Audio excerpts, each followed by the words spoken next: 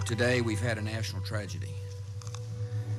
Two airplanes have crashed into the World Trade Center in an apparent terrorist attack on our country.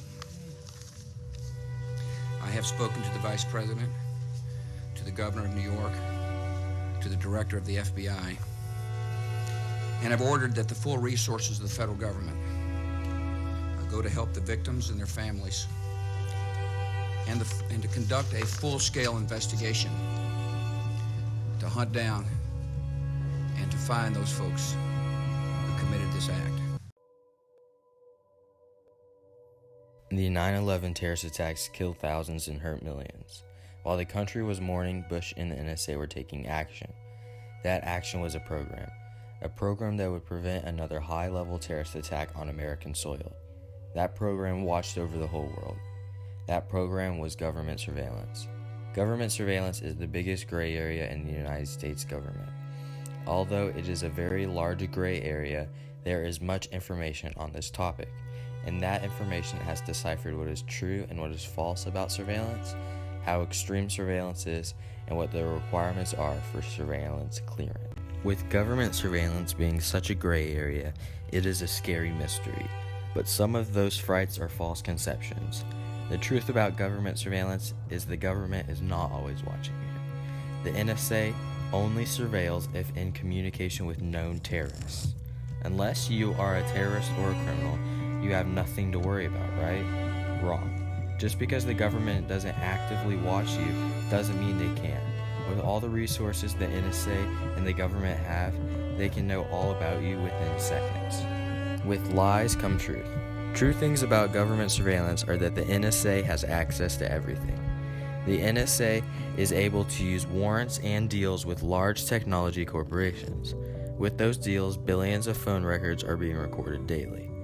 By 2011, the government was surveilling 1 billion telephone sessions at the same time.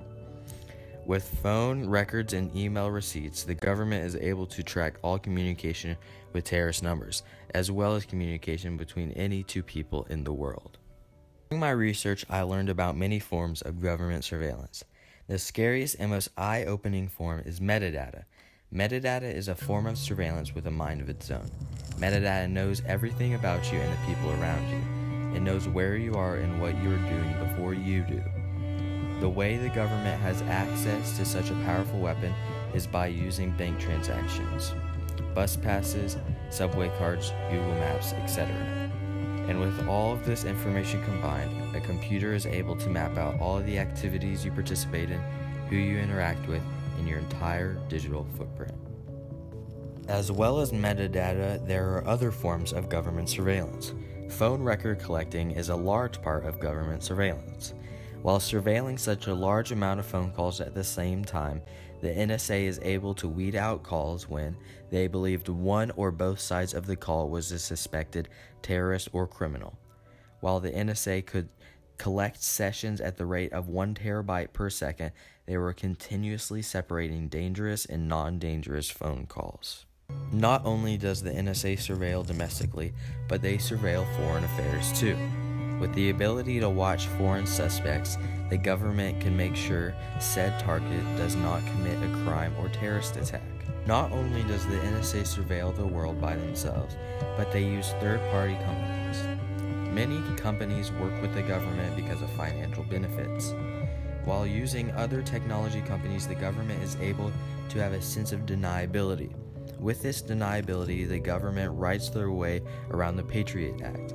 Lately, the third-party companies have been denying access to systems and forcing warrants upon the NSA. Their reason being that many companies do not want to work with the government, afraid their image or sales will plummet if leaked. With these new leaks, many major companies such as Google and Apple have prevented the government from using their resources. With more and more companies following the footsteps of Google and Apple, the need for warranted searches has increased. From 2004 to 2012, more than 15,000 additional warrants were granted, with an additional 7 rejected. The FISA court rules all warrants ethical or unethical.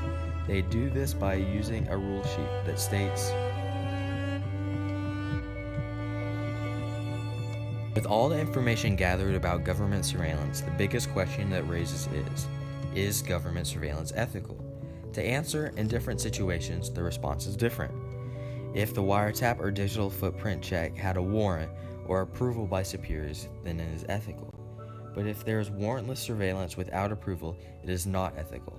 For example, in September of 2007, when Benjamin Robinson, a special agent of the Department of Commerce, was indicted for using a government database called the Treasury Enforcement Communication Systems for tracking the travel patterns of an ex-girlfriend and her family.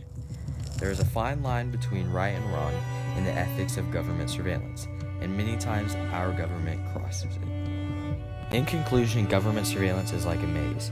There's little information on many topics, and there are some topics not a soul knows about.